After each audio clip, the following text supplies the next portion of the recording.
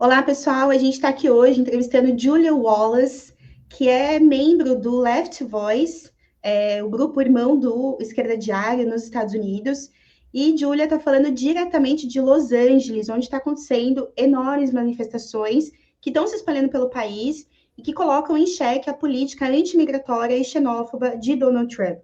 A Julia foi parte dos protestos que a gente tem visto online, acompanhado com muito entusiasmo nos últimos dias, nessa cidade, que é a capital da Califórnia, e onde jovens e trabalhadores têm marchado juntos, defendendo o direito das pessoas migrantes de residir e trabalhar no país, várias delas que já vivem há anos, gerações, né, que vão e vêm e participam da vida integralmente, né, nos Estados Unidos. Los Angeles tem uma das maiores proporções de imigrantes no país, também é uma das cidades mais povoadas do país, né? E o fato de que os Estados Unidos inteiro é construído sobre o trabalho migrante fez rapidamente com que essa luta se espalhasse, se nacionalizasse nos últimos dias. Estamos muito felizes de receber a Julia. So now I'm going to English, so Julia can participate in the conversation. A gente vai legendar toda a conversa aqui para vocês, tá, pessoal? Para vocês poderem acompanhar. So, Julia, we're glad to have you here with us today. Say hi to the audience here in Brazil.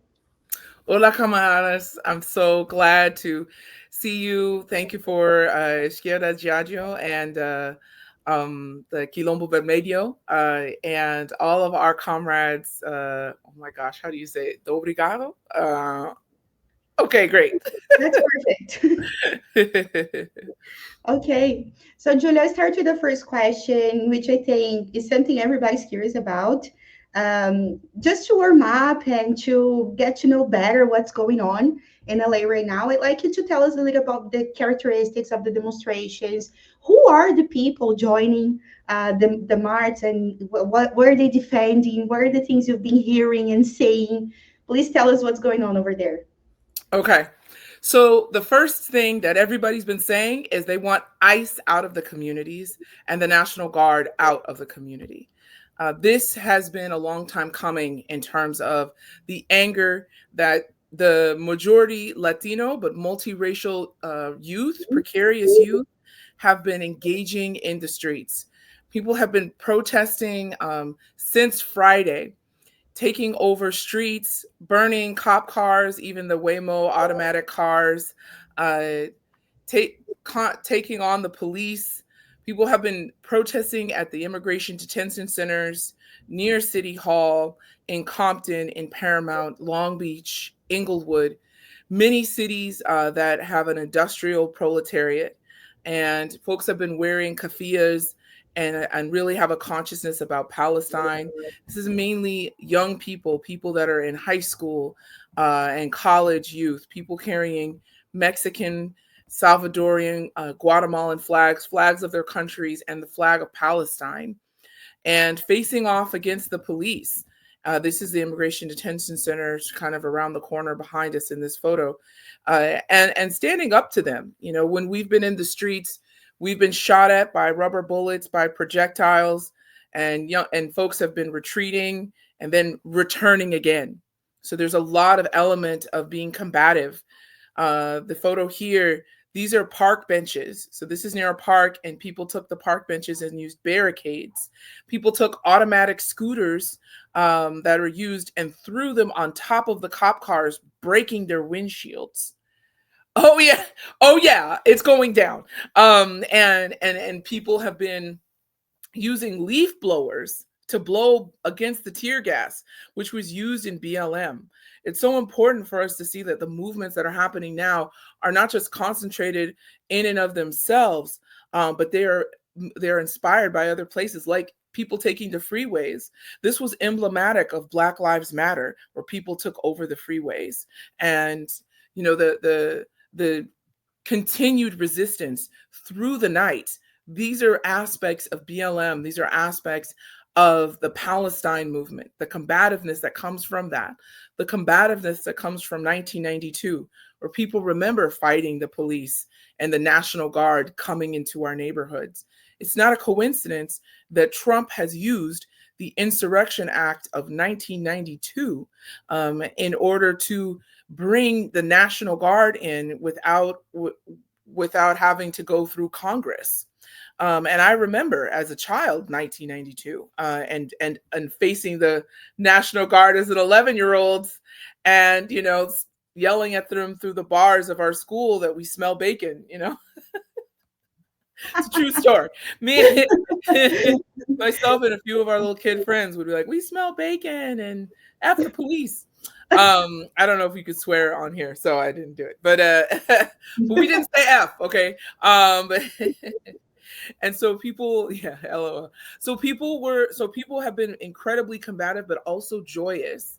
So, there'll be like rallies between the cops where people are throwing bricks and bottles and rocks, and the cops are shooting at us. And then there's a lull, and then you hear bitty bitty bum bum, and people start dancing to Selena in the streets.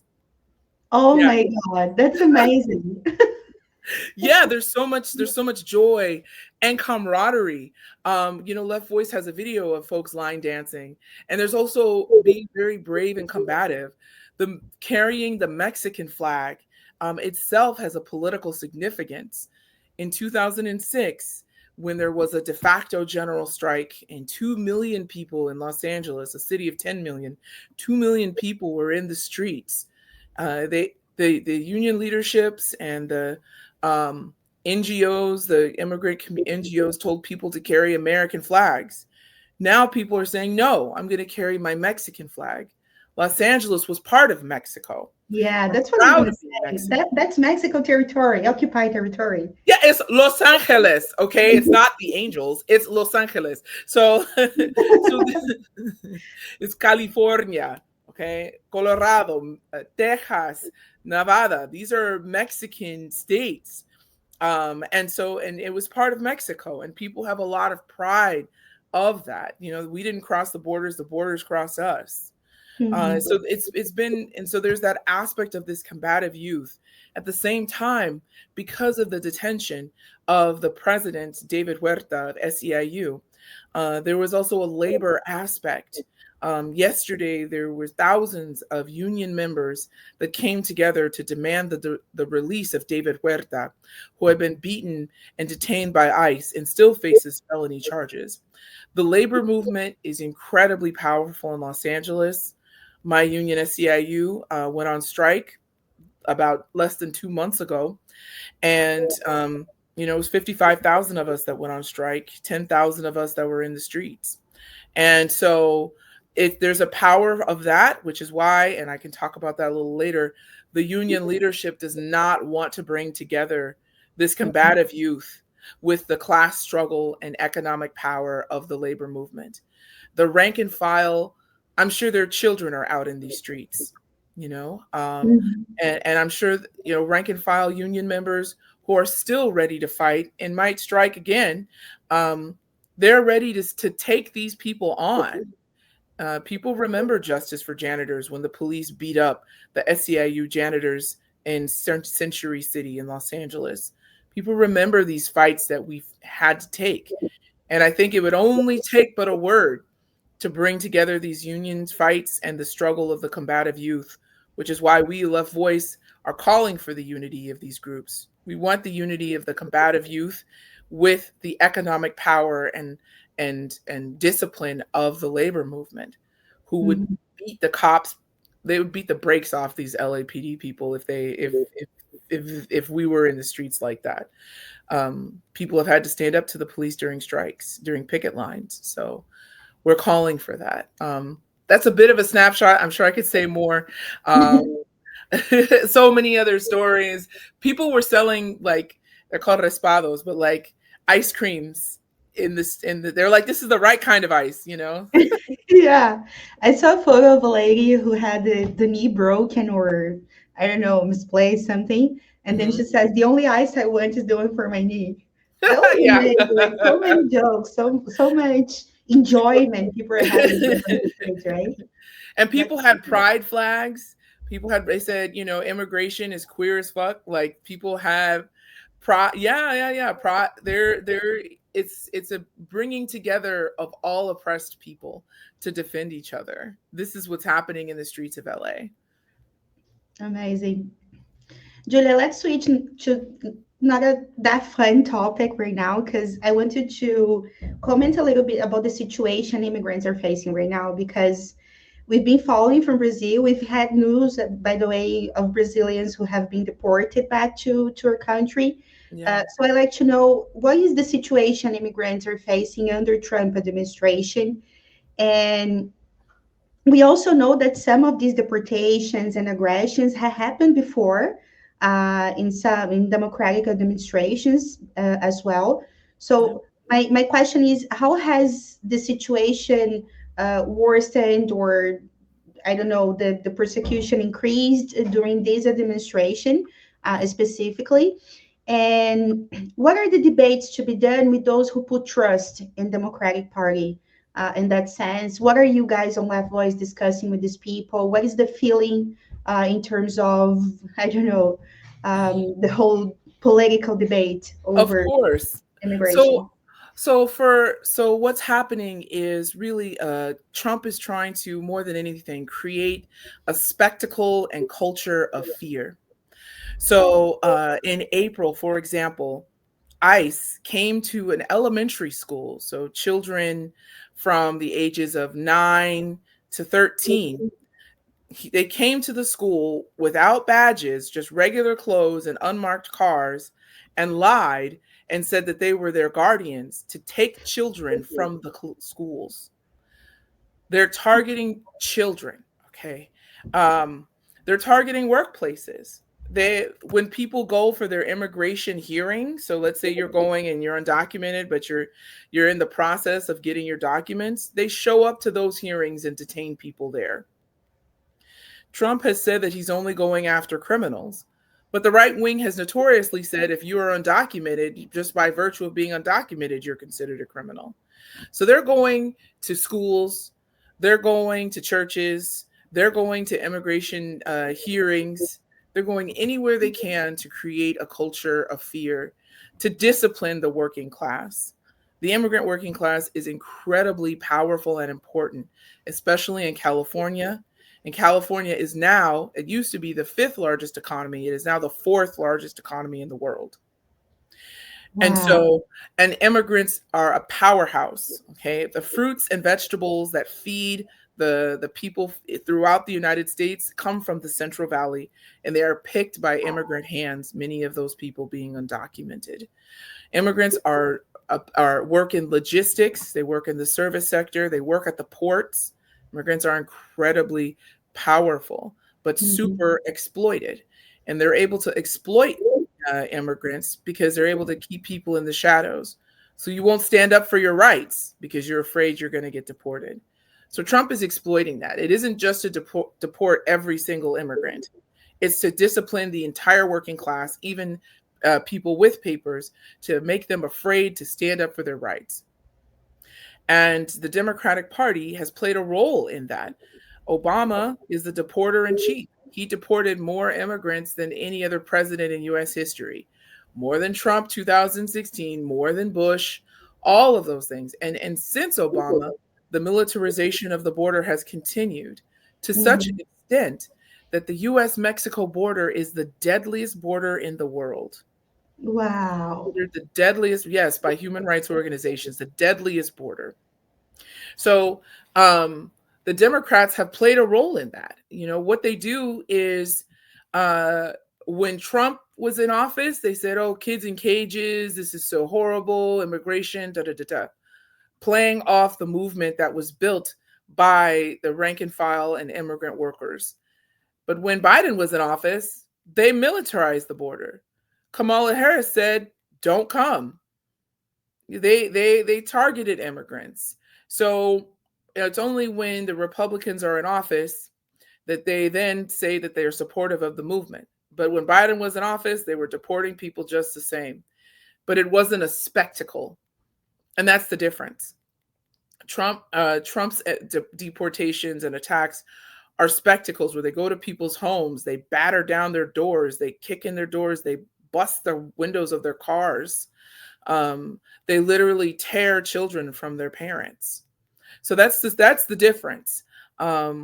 And so the Democratic Party is attempting to re-legitimize themselves. Part of the reason why they lost is because they failed in their promises to the social movements. They said, they kneeled and had kente cloth on. Yes, they kneeled and had kente cloth on and said Black Lives Matter. And then they fought to have more cops, which have killed more people since the BLM movement. They said that they supported immigrant rights, and then they said don't come. So this is they said that they supported trans rights, and now they're saying they don't. Mm-hmm. So and this also specifically includes the governor of California, Gavin Newsom, who has said that he doesn't think immigrants should have access to low-income health care called Medi-Cal.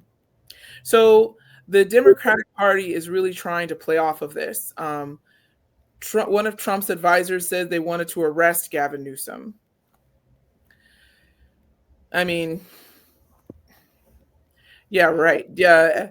But they're both playing that same role. And the Democratic Party wants people, if people leave the streets, if people don't protest, if people don't strike, the Democratic Party is going to retreat, and they're going to allow people to be taken in raids just as they did before. So it's important for us, and this is what Left Voice says, and I say, is that we need a class-independent political struggle, something that is organized by and for the working class and social movements, the students that fought for Palestine in the encampments, the precarious youth that are in the streets battling the police, the labor movement that has been on strike and that has become increasingly combative. We need to unite these struggles. The struggle for abortion rights, for trans rights, no oppressed people left behind. We have to take all of these on with the methods of the working class, especially the strike. All those unions that were there yesterday, if there was a general strike and all of us went on strike together, it would be incredibly powerful. The movement's already powerful. And I wanted to say a little bit about this, that I don't know if I've been able to write in the pages yet, so hot off the presses, I guess, is that they can't stop everybody. Okay, so like with BLM, there wasn't just one protest in Minneapolis. It started in Minneapolis, but it expanded to Chicago, Detroit, Los Angeles, the world, and the world, right? The whole world took up Black Lives Matter. I remember when we had a conversation, we were talking about Black Lives Matter during the time period. And now, okay, there was a battle between the police, similar to LA, but it was in Austin, Texas, and in San Francisco, and in Whittier. It's growing. And in New York, immigrants live everywhere. And let me also say, for the Brazilian folks that are in Los Angeles, silence will not save you. It's not going to be if you stay home, they won't deport you. It's actually quite the opposite. We need everyone in the streets protesting. We need people talking about this at their workplaces and doing work stoppages. Everybody has to take this up. A lot of folks, some of the Venezuelan folks who have some right-wing perspectives, thought that if they associated themselves with Trump, that he would protect them. And they've been deported. Yeah. Okay. It's not, there's no protecting you, because these are forces more institutional than ourselves. These are the capitalists. And they have a political interest in deporting people, for disciplining the working class in the United States, for even further super exploitation of immigrant workers and Black workers and every other working class people, and to create a culture of fear so that they can continue to exploit all of us. Silence will not save anybody. We have to unite, and we have to be brave as the people who came before us. We have to be brave. So I just want to also say that, because I'm like, nah, son, like they're not letting up, and this is a time to be brave. When we see people in the streets taking on the police, people take their children to these protests, and they protect them from the projectiles, and then they explain to them why they're shooting at us. Why are we here? And you see people with their my friend, she brought her daughter, and and explain to her what's going on. Why are we wearing masks? Why are we protecting ourselves? Why are the police attacking us? This is an education that young people need, and it's an education in class struggle. So I don't know. If they were at school, they wouldn't be protected. So that's right. In school, they can come snap you up. That's what they're doing. I can go to your school. No, they would be waiting outside and say, "Oh, hey, yeah, your mom said to come with me." Okay, that's what they're doing. That's what they're doing. So, no, we joined the struggle. And yeah, oh my gosh, there's so many things I want to say. The other, okay, yeah. I might as well just start talking about it. I'll stop you right now, so we can. I just need to advertise here for Esquerda Diário and Casa Marx, super quickly.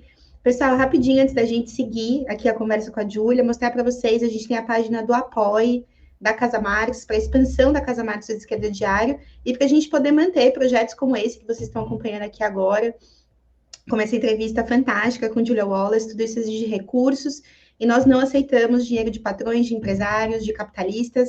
A gente sobrevive apenas da ajuda, do suporte, do apoio, do estímulo de ativistas, de pessoas de esquerda, de pessoas que estão atrás de uma informação que coloca a luta de classes na sua mão, como a gente está fazendo aqui agora. Então, quem puder deixar aí o apoio para você, o apoio para a gente, vou mostrar aqui para vocês a telinha do nosso...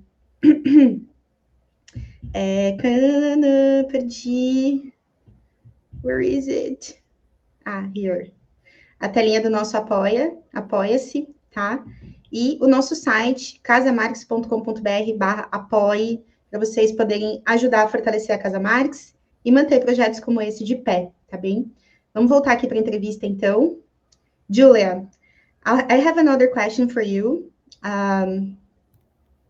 This one, I hope, will help you comment a little more about, the whole thing you were saying about the unions and the participation of workers. You are a member of SEIU Local 721, which is a very important union in the US, right? And we've seen you recently with the T-shirt, going to the demonstrations, and you've recently been part of a strike, an important strike there, right? So now you're mobilizing to demand that the charges against David Huerta are taken down, to be dropped immediately. And I want you to tell us what happens when you appear in the demonstrations with this T-shirt. How do people receive you? What is the feeling the unionized people have towards ICE, who had done this violent detention on a member of the union? So I want you to comment a little bit more about this whole union spirit and the participation in this movement right now. Of course. So, when I wear my union shirt, people say, "Free David Huerta." That's the first thing they say. And people come up to me, "Oh, I'm a member of SEIU. Oh, my sister is a member. My dad is a member. My uncle is retired." So many people are connected to the unions in the United States and are very proud of SEIU also because of the strike that we had. So, there we go. So like the strike, which was 55,000 workers, therapists, social workers, sanitation workers, nurses, healthcare, paraprofessionals, we were all out in the streets. Thousands of us, more than 10,000, and demanding our rights. And so when people see that, they also know that the union is power, because it's an organization of workers organized by the working class. And there were other people who had union shirts on as well. One guy who is part of a group I'm part of called Labor for Palestine. He's a member of the Teamsters. UAW 4811, they had some people out there as well. They organized the strike for Palestine across California when they were assaulted by the Zionists. And so people are very proud of that. And to me, the union really could play such a role in also being disciplined and engaging the police. When you go on strike, there's a picket line, the union tells you, don't talk to the cops and don't stop picketing. Even if they tell you you have to stop, even if they tell you it's illegal, don't stop. This is what I learned from my union, and my union is like super cozy with the Democrats, but still people, which is a problem. Okay. Like, it's a problem. Let me just say this. It's a problem when we're told and our dues money is used to get the same politicians elected that we have to strike against. The board of supervisors who we're in contract negotiations with right now are all Democrats except for one, and they're all women too. So let me just also say, for our bread and roses comrades, we know that representation is not liberation, and just having women in office isn't gonna.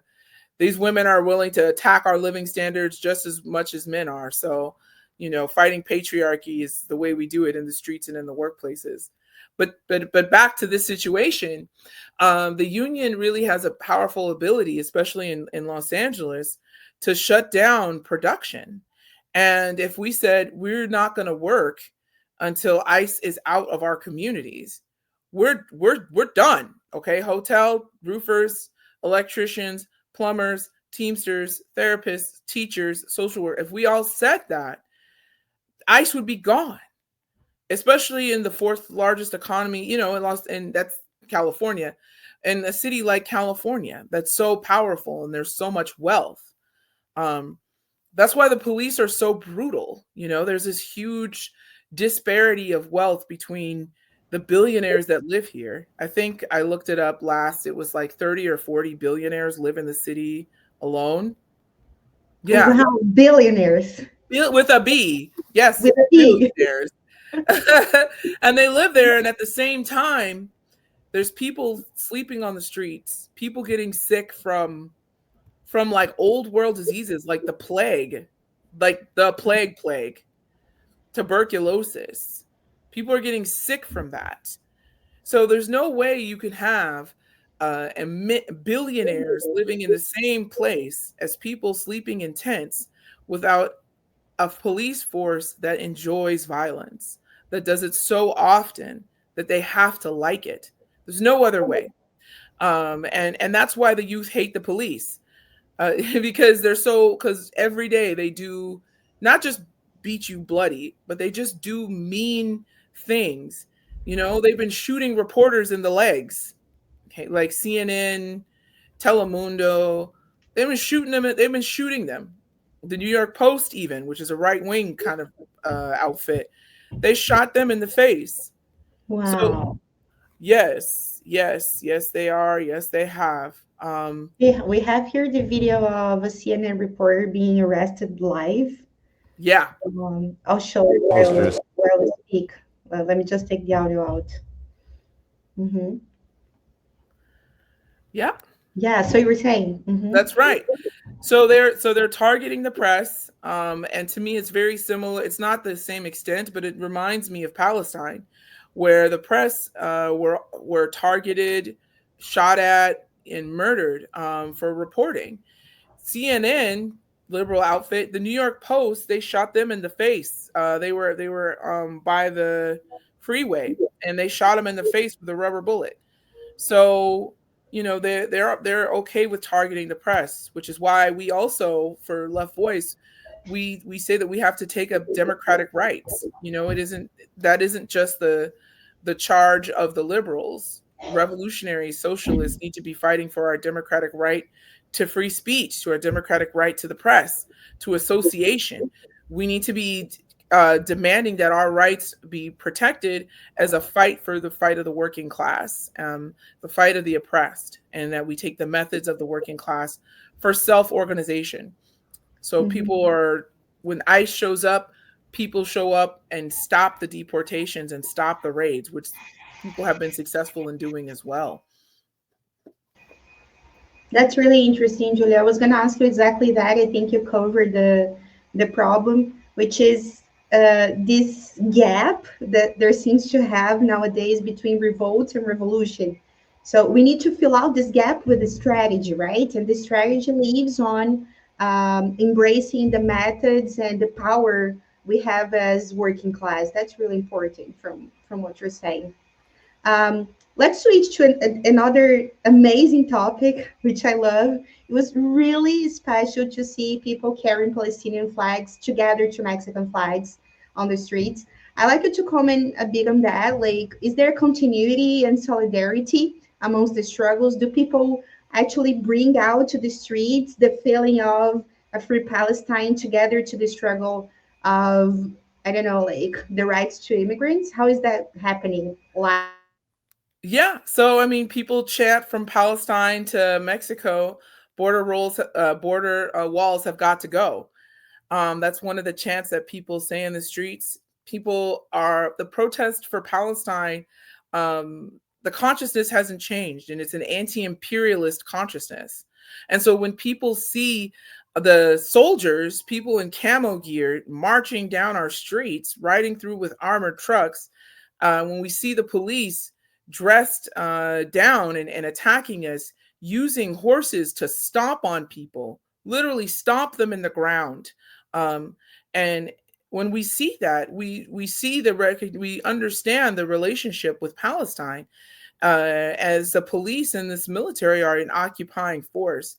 People absolutely see that the fight for Palestine is an anti-imperialist fight. And the police are like the local imperialists, imposing their will and imposing the will of the capitalist class to maintain private property through violence. And so it's very clear to people that there's a relationship between Palestine and this fight. A lot of people wear keffiyehs also because we see in the live streams in Gaza, in Palestine, that people use them to protect themselves. People use it to protect themselves from tear gas, and they protect themselves from being seen.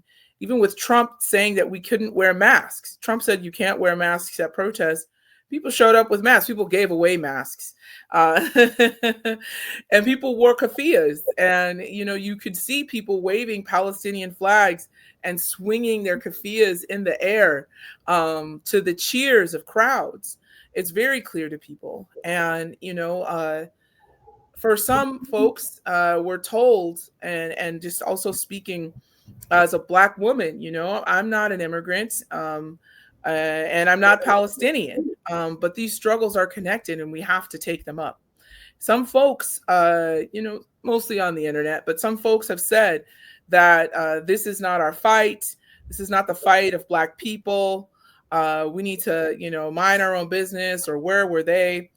But when folks say that, it's like, well, a very simple internet search could show you that Palestine has taken up Black struggle. In fact, during the George Floyd uprising, a Palestinian was murdered during the George Floyd protests. And, from Malcolm X to Huey P. Newton, there have been relationships between a Black struggle and a Palestine struggle. And so many more other instances. During Ferguson, the same tear gas that was used in Ferguson around the Black Lives Matter uprising came from Israel. It came from the IDF, which is funded by the US. LAPD gets trained in Israel. They learn tactics from from the IOF. Well, they're technically the IDF, but we call them the IOF, the Israeli Offensive Force, because they're offensively trying to commit a genocide. So there's a lot of, and other police forces throughout the country are trained in Israel in ways of attacks, in ways of oppression. So that's our fight. But even more so than that, staying home and saying this isn't my fight is not going to protect you. In fact, it's going to make it easier for them to attack us. Just because Trump isn't talking explicitly about Black people does not mean that the capitalists, imperialists, the cops, and his jingoist supporters aren't on their side, and that they're not waiting to come after us. Bigots, the divide and conquer strategy is you focus on one and kind of leave the other on the side. And so the other on the side thinks that they're safe. It's not their fight. Let them deal with them. You don't think they're going to use those same tactics, that they haven't already done that since we were brought to this country in chains, that they won't do it again? They're waiting to do it again. And furthermore, if we unite together, which we already have, from when Mexicans helped enslaved Black people escape from the United States into Mexico, to the Black Power and Chicano rights movements, we've already been uniting and united, but not just for shared history, but because we have a shared vision, and that's socialism. That we need something where all working class people are able to live and work without oppression and without exploitation. And that's not going to happen group by group. It's going to happen when we come together as all oppressed people. So I say that because, you know, some people say that this is not our struggle. It's absolutely our struggle. Because if we lose in Los Angeles, if they're able to run roughshod against us, if ICE is able to occupy our cities with their guns drawn, able to shoot us down and separate children without a moment's notice, they absolutely will turn those same guns and those same methods onto Black people. They will absolutely use those same methods against any group of people that dares to contradict or defy them. So this is our fight, and we have to win it. We have to kick them out. And like I said, they can't be everywhere. And so if we rise up in every city around the United States and including around the world, they can't attack us in LA and Dallas and San Francisco and Chicago and New York and anywhere else and militarize the border and go and fund Palestine and bring troops there and go and militarize Panama and try to take Panama over. They can't do all of them at the same time. They can't. They weren't able to in 2020. So this is really important for us to take this situation up and for us all to unite to defeat the right, defeat Trump, and organize ourselves as in a class independence perspective. Perfect. As you were speaking, it reminded me of a poem from Bertolt Brecht.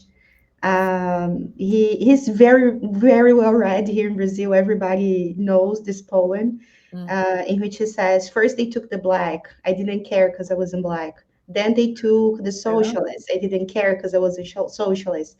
So at some point they take everybody. And yeah, if they can, they will. Right? So we got to stop them. It's like the socialists stopped the Nazis back then. We have to stop them. And we can. I think part of what the development now is politics and strategy. That's what we need. We have the anger and we have the fury, but political organization and strategy is what we can, as revolutionary socialists, as Trotskyists, can contribute to this fight, to bring together these struggles and to bring them together in a political organization of the working class and oppressed. It's funny we're talking about the Black movement. We have people here who say the same about Palestinian struggle, or even what happens in the United States. I remember doing the COVID. I interviewed you, remember? We are always together in the most amazing class struggle moments in history. I know, we keep meeting like this. I hope we have more chances to meet, right? We need more of class struggle so you can talk more. But what I was going to say is that even during Black Lives Matter, we had people from Black movement here in Brazil saying we shouldn't care about that because that was Black United States people. They weren't related in any way with Brazilian people. And it was crazy because the masses wanted to participate in the struggle here in Brazil. So they had to, glow up the whole, separationism and take people to streets. There was no way out. Yeah, I'm sure the Black struggle also influenced Brazil too, and for us, when we see people rising up in other countries, it inspires us. We look at that. And Black struggle inspires all over. The fight against the French colonialism in Haiti inspired slave revolts in the United States. And so these things are interconnected. And especially now with the internet, you don't have to wait a day or two for a letter to come in and to tell you there's an uprising. You just you just follow the right people. Follow La Esquerda Diario, follow La Voice, and you'll see exactly what's going on. And so this is our struggle, and it's the struggle of Black people around the world, including in Brazil. This is the struggle of Black people in the United States, in France, in Algeria, in Palestine. There's Black people in Palestine too, so that's another thing. But this is all of our struggle as oppressed and working class people. We have to know that Trump has his sights on imperialist expansion. And at the same time, Trump is very weak. He has a low approval rating. A lot of people don't like what he's doing. The economy is, they're deporting a lot of workers, and white people aren't getting the jobs. It's not how it works, folks. Like, immigrants aren't the reason why you don't have a job. It's the capitalists. And so Trump has a low approval rating, which is why I think he's taken such a strong measure around the National Guard and the Marines to show that he is going to discipline us, to take down Los Angeles, because Los Angeles has the strongest immigrant rights movement in the United States. And so if they can defeat us here, it'll be easier to defeat everywhere else. And so I think that's what they're wanting to do. And that's how he's hoping, tried and true method of the capitalists, to use bigotry in order to gain favor and in order to bolster that support. And the Democrats in turn are saying, the National Guard isn't necessary. People are peaceful. We don't need you here. First of all, they're not peaceful. They're very combative, and that's good. There are, that's a tactical question, but no, people are very combative. But second of all, we don't just want Trump out and the National Guard out so you Democrats can deport people in peace and calm. On your own way. Yeah, they're like, no, we want the Obama deportations where it's kind of chill. It's quiet, they just like grab you up and whisk you away. No protests, no problems. No. We want ICE out. We want the raids done. No one is illegal, especially on stolen land. So no, we have to see this as our shared struggle, and it is. No one is illegal, especially on stolen land. I think That's right. This is today's sentence. That's right. People chant that. No one is illegal on stolen land is a chant. And that's the United States. Stolen lives on stolen land. That's what it is. So yeah. Cool. Julia, I like to talk about ICE and how much it resembles a little bit how much people protested against the police in BLM 2020 and moments before. The repulsive feeling people have on ICE seems to be connected somehow to those experiences. I'd like to hear from you how much you see the connection between these struggles, these decades of anti-racist struggle against police brutality. And also you mentioned at the beginning of the interview about the LA riots of 92.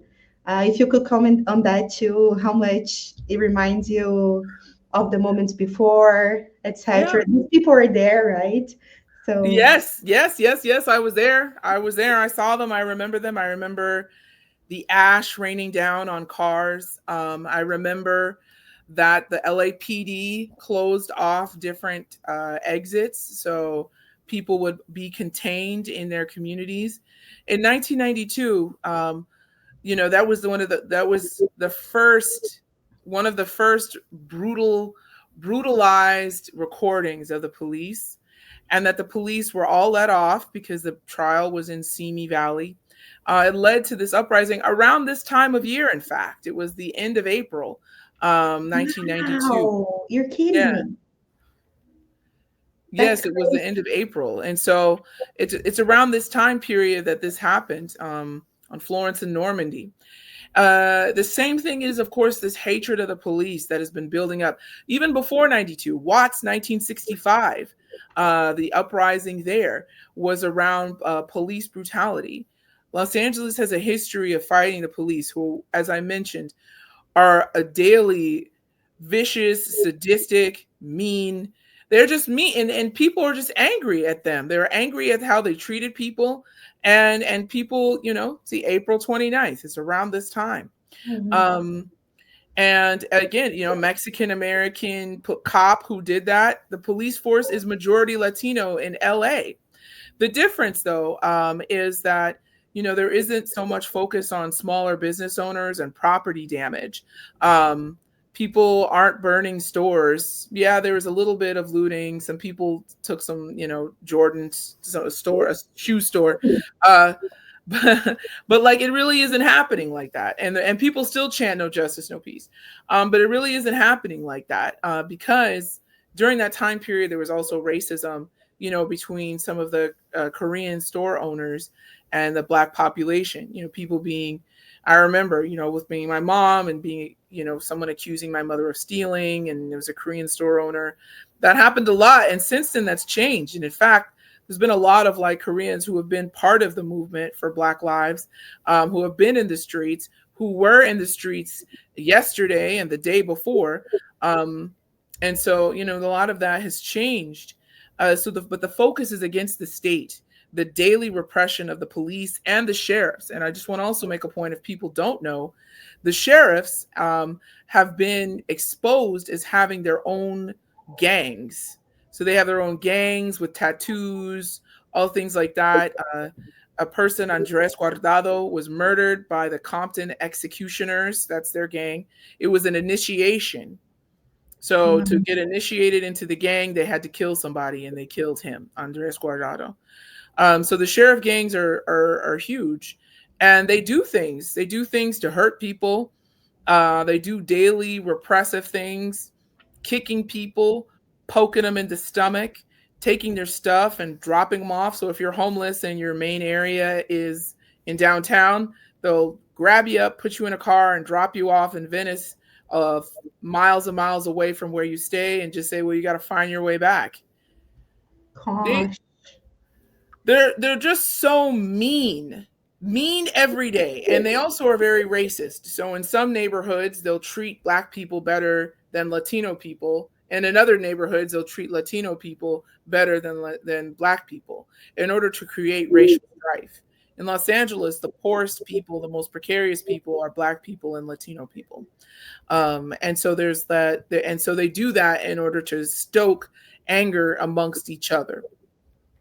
Oh, how come the police treat you better? Oh, it's because you both speak Spanish. How come the police it's because, you're Black and you speak English, like they'd use that.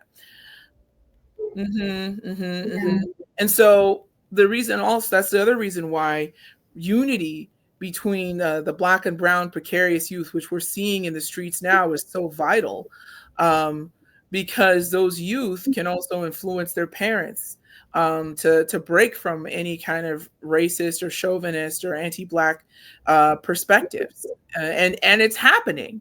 We're seeing people uniting together. We're also seeing gangs and stuff showing up and having truces and saying, we're not going to fight each other. We're going to stand up against the police. Whenever these things happen, there's gang truces that happen. That happened in 1992. I remember it. My family had people who were active, and when there was a truce, everybody was so excited. Finally, in our communities, we don't hurt each other anymore. And there's a potentiality of politicizing these youth in revolutionary politics. Cool. Julia, we're finishing. Okay. I have a last question for you. I'll ask you, and then we go, because this was, I don't know, it was crazy reading that. I imagine you guys are also debating the problems we have with the, I don't know, punitive methods of capitalist states, etc. Yeah. So when we saw this text of Luis Bologar in El País, he said the following. I'll read to everyone, and I'll put here in our in our screen as well. So he says, metallic noises are coming from a huge bunker in the heart of Los Angeles, California. Inside are dozens of undocumented immigrants who have been arrested in the immigration raids carried out by Donald Trump administration in the recent weeks in workplaces, courthouses, and on the streets of the metropolis. The inmates are banging objects against the walls and bars of their cells. This is a sign of solidarity with the crowd that has been gathering at the foot of the building for 3 days to condemn the president's immigration policy.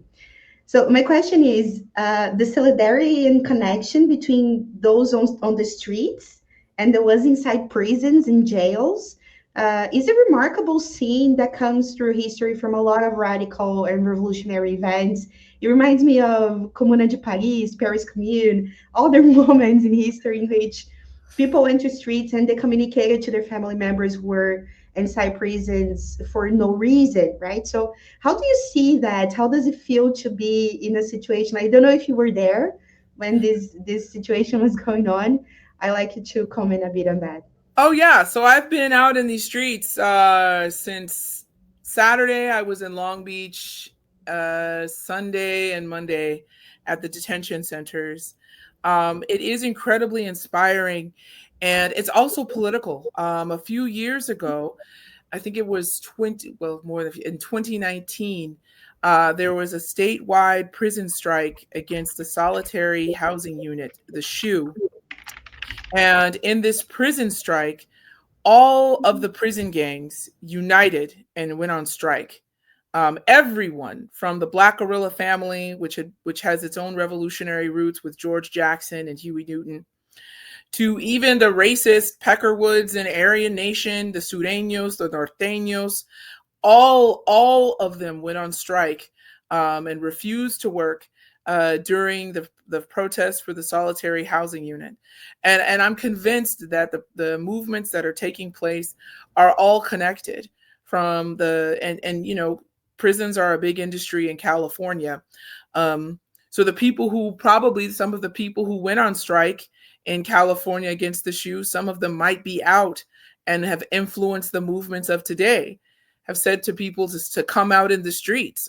Probably some of these people, may have arrest records. They don't just have an experience fighting the police on the streets, but also in the prisons and the jails and the California Youth Authority and the juvenile detention centers.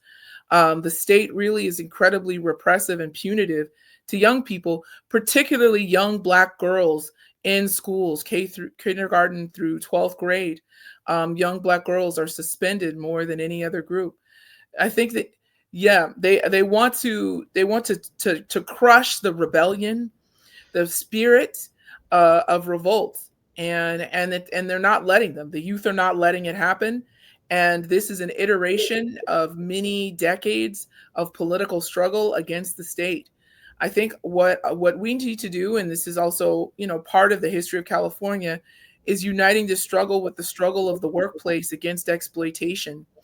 The unions should have long been organized, the workers at Home Depot and the workers in the garment district. There's a nonprofit, the Garment Workers Center, but these workers should be in SEIU.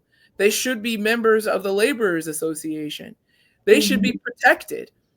There shouldn't be any kind of an instance where you have an undocumented worker that doesn't have a union, that isn't going to come out and fight for them.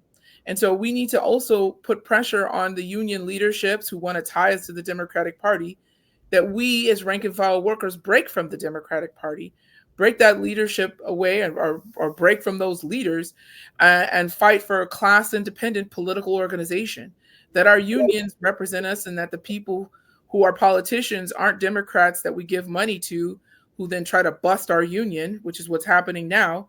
But that when we have political people who run under our politics, socialist politics, class independent revolutionary politics, like we do in many others in many other countries in the Trotskyist faction that La Esquerda Diario covers. I love that. Right? I love it too. I feel like as Trotskyists, like we have something that we can contribute. And that is like class independence. LA has a very populist and a very combative struggle. And that's great. It's combative, it's convulsive, wonderful. But if we are not in the workplaces making those same political arguments, if we are not fighting within our unions for those things, then it stays separate. And that's what the capitalists want. they kicked the communists out the unions for a reason, to make them more reactionary. Now SEIU is more social justice-y, but we still are tied to the Democrats. So that's got to stop. And to unite the struggles. The students took up Palestine in a very anti-imperialist fight, and then there was the strike. We need those same kind of combative elements to kick ICE out of our communities and to fight these killer cops and against these imperialist soldiers. So, yeah. That's it. That's how we end. Damn, clock it. That's what it is. That's what it is. That's what we're about. That's what we're about every day. And I'm so proud of these young people. I'm like, they're doing things I would have never thought of. I would have never thought of using a park bench as a barricade. And electric cars burning. They're burning the Waymos. Yeah, they burn like 5 or 6 of those bad boys. And I'm like, Elon Musk is pissed. Those cars are expensive. People are protesting at Elon Musk's dealerships too. Like, he's also tanking. Nobody likes him here. Because he's apartheid Clyde. He comes from South African apartheid. The only immigrants that they want to come to the United States are white South Africans. Like, what, they don't have enough Nazis? They gotta like import them from South Africa. The United States likes importing Nazis from around the world. They sure do, and I think, but I think there's truth to that. Some of the right-wing people, one of them tried to run some people over with their minivan, but they're not really out in the streets, but they could be, which is why we also need the labor movement, which can fight these Nazis. Because they think Trump is going to they think that Trump's going to do the work. He's going to get the National Guard in, and then they're going to shut us down. And that's not the case. They're supposed to be here for 30 days, but a lot of young people are not even in school anymore. I don't think it's not a foregone conclusion, and especially as it grows, they can't be everywhere. Cool. Julia, thank you so much. That was delightful. Está acontecendo a Marcha Mundial para Gaza, que tem sido um esforço internacional de dezenas de milhares de ativistas, membros dos sindicatos, grupos de direitos humanos, trabalhadores, que se deslocaram dos seus países até Egito, né, até a capital do Egito, Cairo, buscando se direcionar à fronteira do Egito com a faixa de Gaza, que é uma ação para furar o bloqueio humanitário e fazer chegar ajuda humanitária a Gaza, consiga chegar lá levando alimentos, solidariedade, demonstrando que a comunidade internacional de trabalhadores está ao lado do povo palestino contra esse horrível processo de genocídio. Mandando notícias aqui, direto do Egito, da Marcha Global por Gaza. Hoje é o dia em que a marcha está buscando chegar no destino final original. Marcou uma nova concentração fora do Cairo, numa cidade à metade do caminho, e todas as pessoas, as milhares de pessoas que chegaram ao Cairo nos últimos dias com esse objetivo, estão buscando ao longo do dia de hoje chegar nessa cidade intermediária. E o que já aconteceu na marcha até agora? Muitas dessas pessoas que chegaram para apoiar e participar da marcha foram deportadas assim que chegaram no aeroporto. Foi o caso dos companheiros da Rede Internacional de Diários do Esquerda Diário, que são do Estado espanhol, que tiveram que voltar imediatamente. Las activistas por Palestina nos han deportado de Egipto por intentar participar en la marcha global por Gaza. Nos han requisado los pasaportes en el control internacional junto a otros tantos activistas que estaban allí, y a partir de entonces no nos los han devuelto, nos han tenido retenidos durante prácticamente 5 horas sin agua, sin bebida, sin comida, sin explicación. 2. Vários desses trabalhadores conseguiram passar pela migração, chegaram aos seus hotéis e foram presos ilegalmente, né, pelo Estado egípcio e reencaminhados via deportação para os seus países de origem. Mais de 200 ativistas de vários países que estavam chegando aqui ou que chegaram aqui foram presos, estão sendo deportados, dezenas deles já no aeroporto, uma quantidade deles dentro dos hotéis, já estando hospedados e com a polícia tendo entrado nos hotéis, tomado os telefones para ver quem estava ou não estava vindo para participar da Marcha Global por Gaza, prendendo e deportando as pessoas. A notícia que a gente tem da organização central é de mais de 200 pessoas. 3. Ao chegar na cidade de fronteira com Cairo, para conseguir transitar em direção à fronteira com a Palestina, se dão conta de que há uma repressão fortíssima e são impedidos de conseguir sair dessas cidades e caminhar em direção a Rafah, né, para conseguir se encontrar com a fronteira com Gaza. A repressão é impressionante e muito violenta.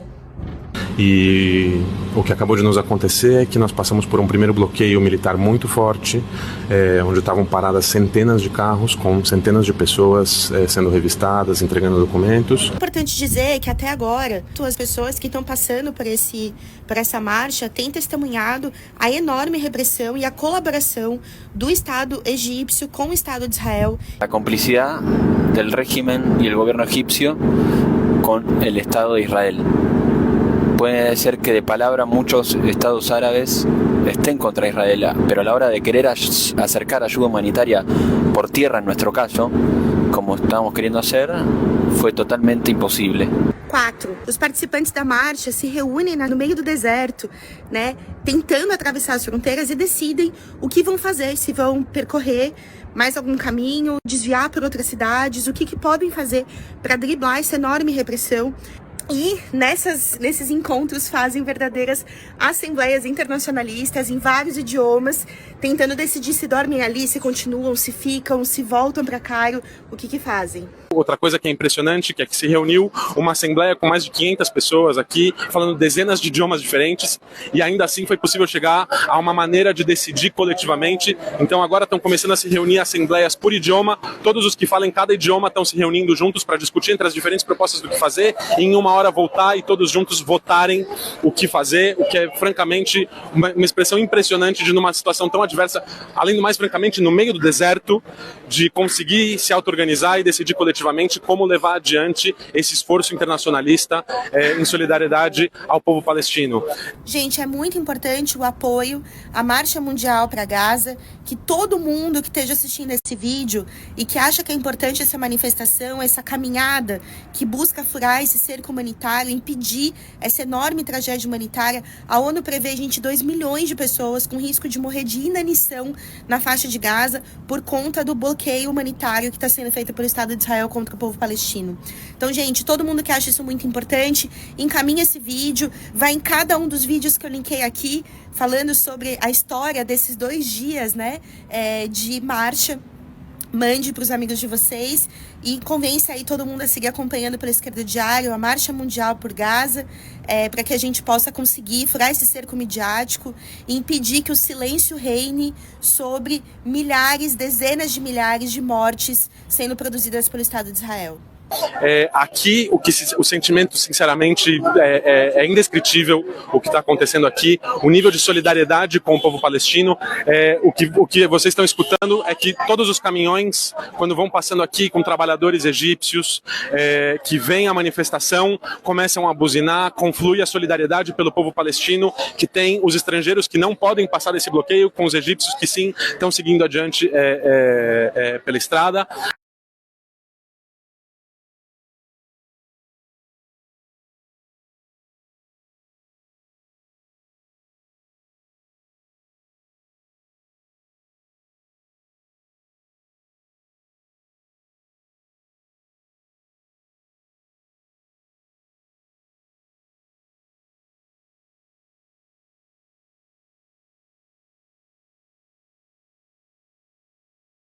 Então, gente, toda a solidariedade ao povo palestino. A gente encerra nossa entrevista aqui com Julia, sim, né? Essas bandeiras que aparecem nas mãos de ativistas e pessoas em luta nos Estados Unidos, ao lado das bandeiras do México, da Costa Rica, etc. A gente também lembra aqui a vocês a luta do povo palestino e chamamos aí a solidariedade e o apoio a essa marcha, e pela liberdade também de todos os ativistas que, nesse momento, né, seguem detidos pelo Estado de Israel, os ativistas aí que estavam na flotilha pela liberdade. Então, a gente encerra aqui. Julia, thank you very much. I hope we meet soon.